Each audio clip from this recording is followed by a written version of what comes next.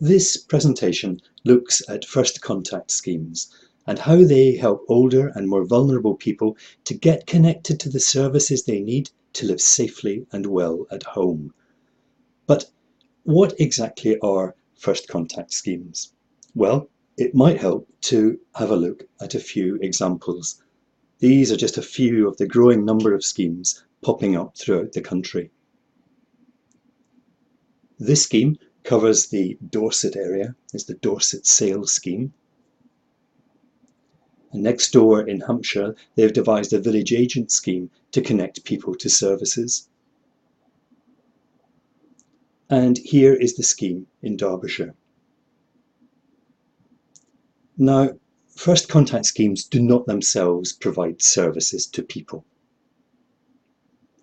Instead, service providers cooperate to ensure that when someone is in touch with one service, they can be easily referred on to other relevant services. But why do we need these services? Well, the Care Act of 2014 is the first overhaul of social care statute in England for more than 60 years. And local authorities have got new responsibilities. In particular, they must ensure that people can receive services that prevent their care needs from becoming more serious, but also ensure that people can get the information they need to make good decisions about care and support. So, preventing people developing care and support needs. How is the local authority going to do that? Well, first of all, they are going to have to consider what services, facilities and resources are already available in the area. They then have to establish who in the local area might have care and support needs that are not being met. And they're also going to have to establish who the carers are in the area and what support needs they might need. But the Care Act is not only about services, it's also crucially about the need for information and advice. This is how one person described the importance of information. Information, information, information. Without it, how can people be truly at the heart of decisions? Information should be available to all, regardless of how their care is paid for. There are some things that should be universal. Information is one. But what info? Well, we need to know what types of care and support are available. We need to know the range of care and support services that are available. We need to know how to get these services. And we also need to be able to raise concerns about the safety and well-being of someone who has care and support needs. Now, local authorities will be able to call upon existing advice and information networks like those provided by EAC First Stop, but increasingly the local contact schemes are going to be a very useful place to get information about what's happening in any local authority area. This particular scheme is the Rutland FirstContact scheme. They've taken to the road to ensure that they can get their message across. When it comes to making contact, one size does not fit all. Schemes need to be designed for particular local needs. However, a number of models of connection have been emerging. One model unlocks the power of agencies working together to identify need and refer people to services. All the agencies use the same checklist to help to identify need. Firstly, you need to build agency partnerships, then work out a way to make and receive referrals, create a checklist or questionnaire, develop an admin system to manage the referrals, and then train the frontline staff who will use and deliver the scheme. The second model on offer depends on the creation of a team of village or community agents who inform and support the local community. The system here is first, recruit and train your agents. Being able to deliver quality advice and information is key here. create checklists for agents to use in their work, use the checklists in the community, signpost or refer the person to relevant services. And some schemes will also offer follow-up support. A third model focuses on older people themselves as agents for advice and connection. They work together to deliver services and support. This example is based in Morley in Leeds. The process here? Well, independent, local authority supported schemes are formed, and their proactive remit allows them to develop services and referral pathways. They might establish checklists and routes to services. They actively promote their service in the community.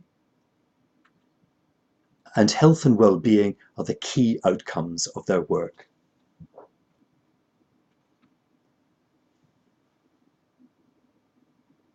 First contact schemes might be a good idea, but where does the cash come from? Well, different schemes have found funds from different sources. The main funder is, and probably will continue to be, the local authorities. But NHS clinical commissioning groups should also see how First Contact can help them achieve their aims. The community and voluntary sector might also be able to help, perhaps in bidding to provide local authority commissioned services, or by contributing in kind to the development of schemes. A number of schemes have found support from charities like the Big Lottery, often only as startups, so they may need to look for other funding streams in the future.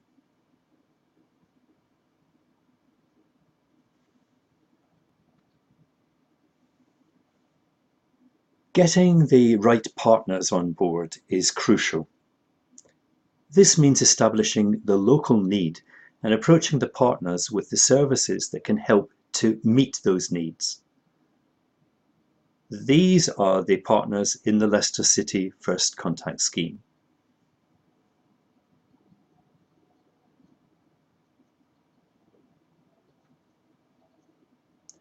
Once partners are on board, they need to know how the scheme works and how they can help. This is the staff guide provided by the Leicestershire scheme.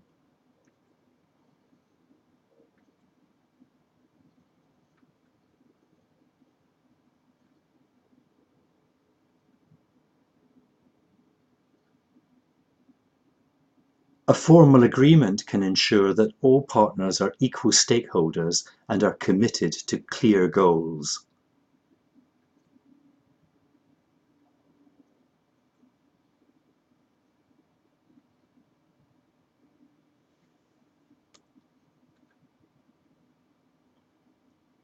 You will need a title for your scheme, and that title needs to clearly express what your scheme does. Here are a few ideas from existing schemes. First Response in Redbridge. Let's Work Together in Staffordshire. And First Contact Scheme in Lincolnshire. And these are some of the community village agent schemes. Community Agents Essex, and note how the strapline supporting independent living underlines their mission. North Somerset have gone for Community Connect. And this is Gloucestershire scheme.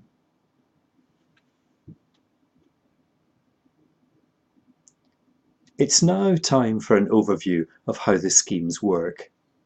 And this is with thanks to the Chief Fire Officers Association. A frontline partner officer or village community agent is at the core of schemes. They will come in contact with individuals who need support, and they'll also meet their carers. The trained agent or officer will bring with them a whole range of professional skills and the reputation and brand of their agency.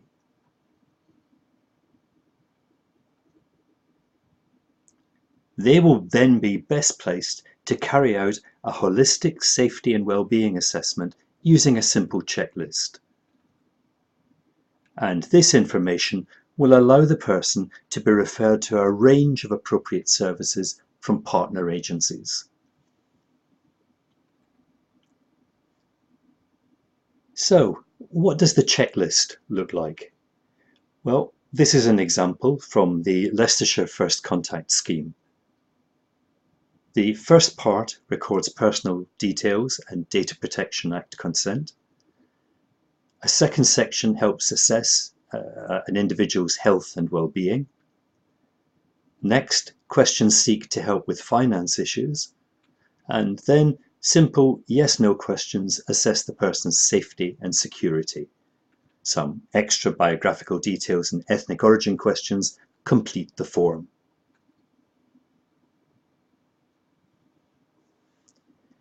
So how do the schemes help people? Well, a rich bank of case studies has now been collected.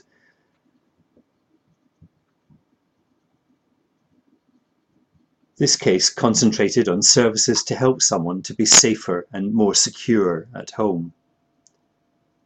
The case notes also record how the interventions have helped the person and what continuing support is being made available. Another example comes from Nottingham. Here again the emphasis is on safety in the home, with fire alarms being fitted and the falls prevention service linking in turn to the visual impairment team. But that wasn't all. The pension service provided advice on allowances, loft insulation info was found, and details about transport links offer the person options for getting out and about.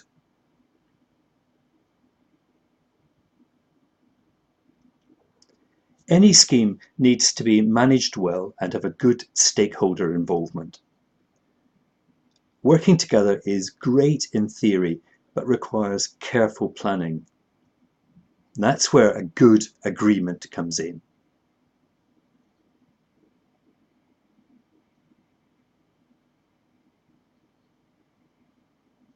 And a steering group meeting regularly will help to ensure that issues are addressed and schemes prosper. But partners need to be very well informed.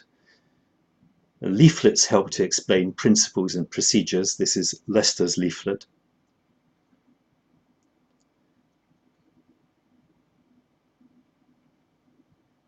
But the public also need to know what you do. How do you show how your scheme works? Well, promoting it is essential. Here is Derbyshire's FirstContact Scheme. This is their public leaflet. Clear information about what the scheme does and how to access it. This is from the London Borough of Redbridge. Keywords and a one-sentence explanation of the scheme. And then on the back, the detail of how it works.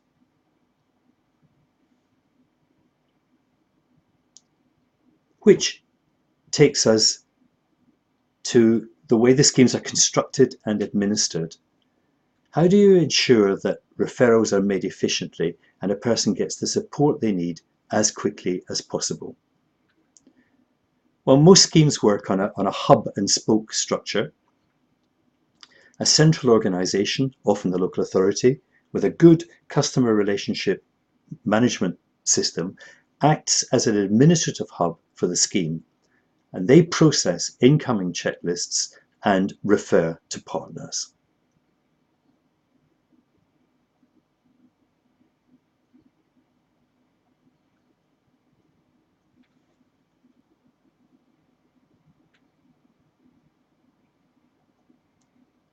Finally, but crucially, we need to look at reporting and sustainability. Every scheme needs to record data and format the results regularly. This ensures that the benefit of schemes is clearly shown, and this is essential for continuing funding and for sustainability.